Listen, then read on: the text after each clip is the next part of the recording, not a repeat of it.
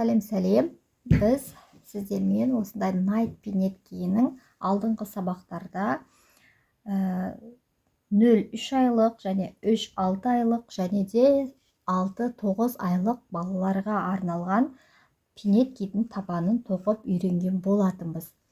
Енді бұл сабақта біз 9-12 айлық, яғни 1 жасқа дейінгі балалардың пинет киіне арналған табанды тоқып үйренетін боламыз. 12,5 сантиметр болады ұзындығы.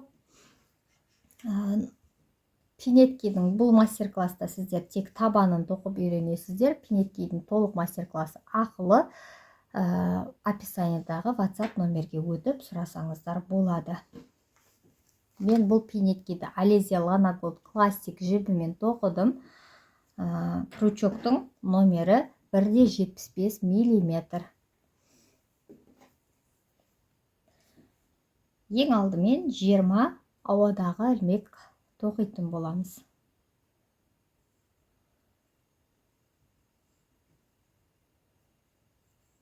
Бір, 2, 3, 4, 5, 6, 7, 8, 9, 10, 11, 12, 13, 14, 15, 16, 17, 18, 19, 20. Мінекей 20 ауадағы ілмек алдық. Келесі крючоктағыдан кейінгі бір көзді қалдырып, келесі екінші көздің ішінен 3 жай ілмек тоқып алатын боламыз. 1, дәл осы көзден 2, дәл осы көзден 3 рет. Әрі қарай әр көзден бір ілмектен 7 рет жай ілмек тоқып шығамыз. 1, келесі көз 2, 3, 4, 5, 6 және 7. Келесі бізде жартылай оралған бір ілмек тоқылады. Крючокқа жұмыс жібімізді орап алып, келесі көзден өткіземіз. Бізде крючогымызда 3 ілмек, үшеуін бірге өткізіп жіберетін боламыз. Әрі қарай әр көзден толық оралған бір ілмектен 9 рет тоқимыз. 1, 2, 3,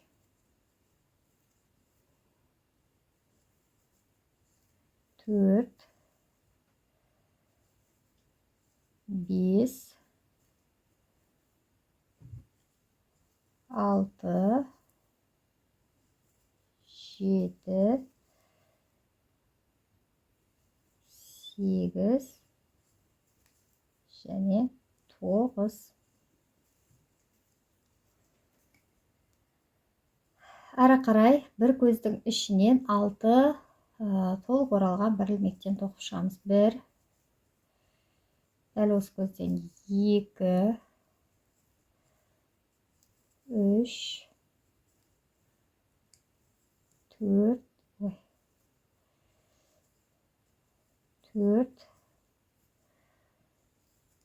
5,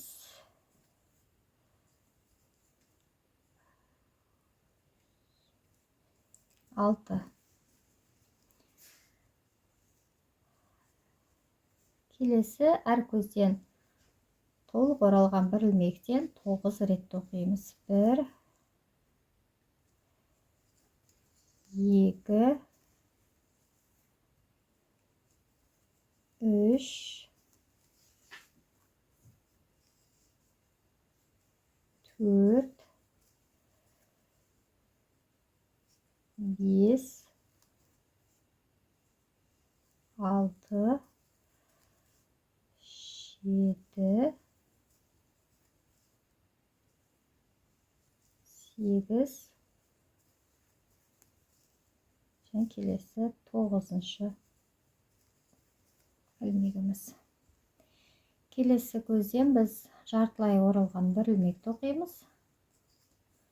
Одан кейін әрі қарай қалған 7 көзімізден әр көзден бір жай ілмектен тоқып шығатын боламыз. 1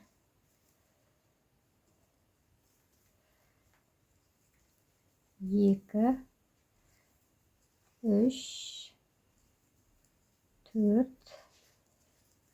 5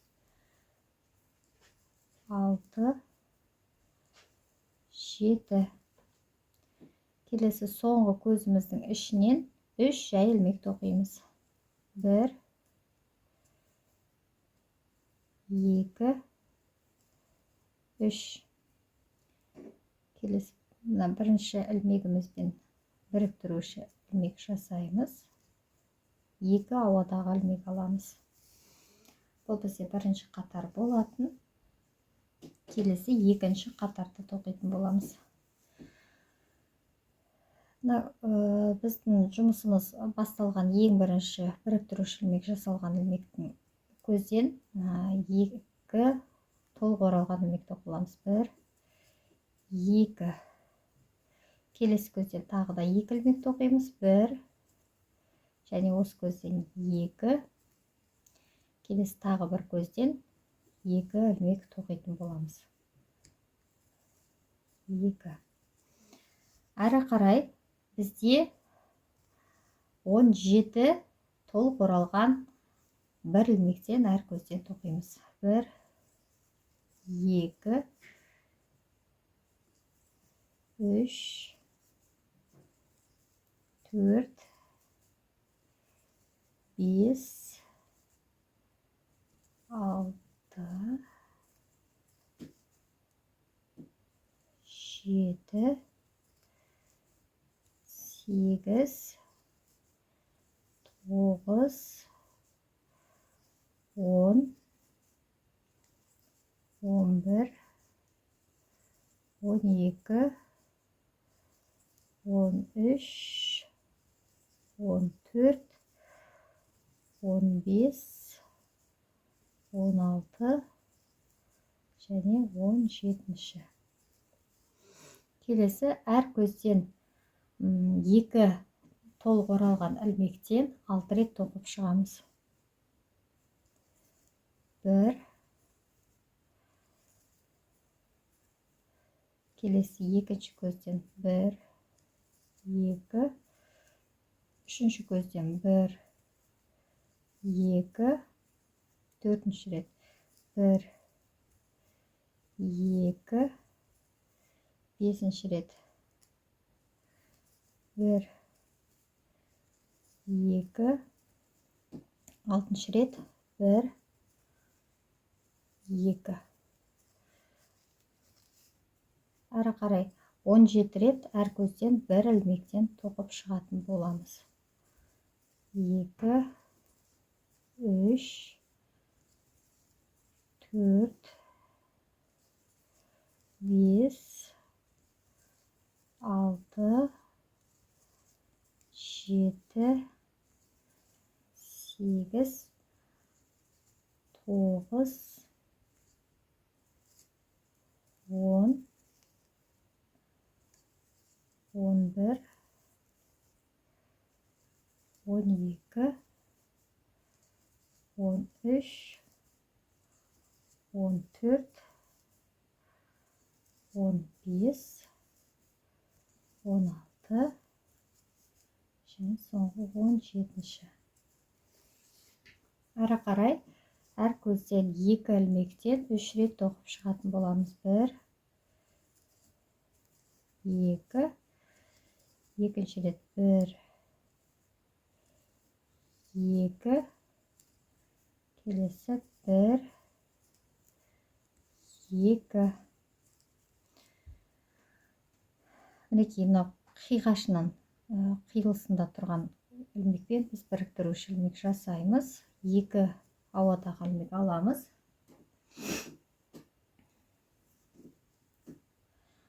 Және бізде екінші қатар аяқталды. Келесі үшінші қатар. Күлчегімізге жібімізді орап алып, дәл түбіндегі бірінші ілмектен бір толық оралған ілмек тоқып аламыз. Келесі көзден 2 толық оралған ілмек тоқимыз. 1 2. Дәл осылай тағы да 2 рет қайталаймыз. Бір көзден бір ілмек, келесі көзден 2 ілмек тоқимыз. 1 және дәл осы көздің ішінен 2-ші ілмек. Бір көзден бір ілмек, келесі көзден 2 толық оралған ілмек тоқимыз. 1, 2. Мінекей, әрі қарай дәл жаңағыдай 17 толық оралған ілмек тоқып шығамыз. 1,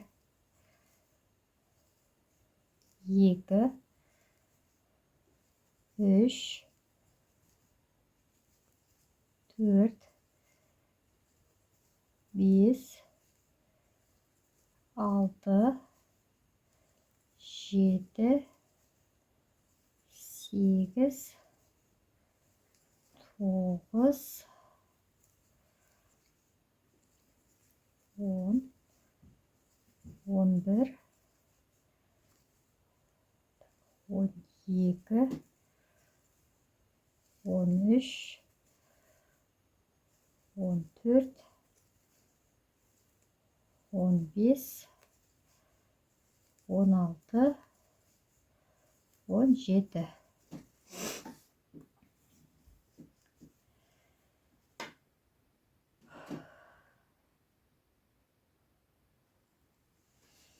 Әрі қарай бір көзден 2 толық оралған ілмек тоқимын. 1, 2. Келесі көзден 1 толық оралған ілмек тоқимын. Мінекей, осылай тағы да 2 рет қайталаймын. Яғни келесі көзден 2 ілмек, 1 дәл осы көзден 2-ші ілмек, келесі көзден 1 толық оралған ілмек тоқимын. Соңғы рет 1 дәл осы көзден 2 ілмек тоқимын, келесі көзден 1 толық оралған ілмек тоқимын. Әрі қарай осыны керісінше қайталайтын боламыз. Яғни бірінші көзден 1 толық оралған ілмек тоқысақ, келесі екінші көзден 2 толық оралған ілмек тоқимыз. 1, 2. Келесі көзден 1 толық оралған ілмек тоқимыз, келесі 2, 1, дәл осы көзден 2-ші рет. Соңғы рапортымыз бір көзден 1 толық оралған ілмек тоқимыз және келесі көзден 2 толық оралған ілмек тоқитын боламыз.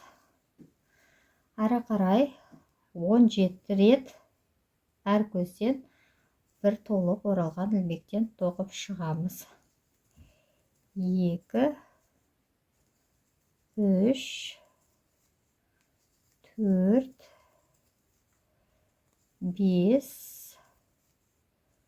6, 7, 8, 9, 10, 11, 12, 1, 12, 13, 14, 15, 16, 17. Келесі көзден 2 толық оралған ілмек тоқимыз. 1 осы көздің ішіне 2-ші рет. Келесі көзден 1 толық оралған ілмек тоқимыз. Дәл осылай тағы да 2 рет қайталаймыз. Яғни келесі көзден 2 ілмек тоқимыз. 1, 2. Келесі көзден 1 ілмек тоқимыз. 1. Келесі көзден 2 толық оралған ілмек тоқимыз. 1, 2. Келесі көзден толық оралған 1 ілмек тоқимыз. Жұмыс жібімізді қиямыз. Татып крючокпен шығарып аламыз және де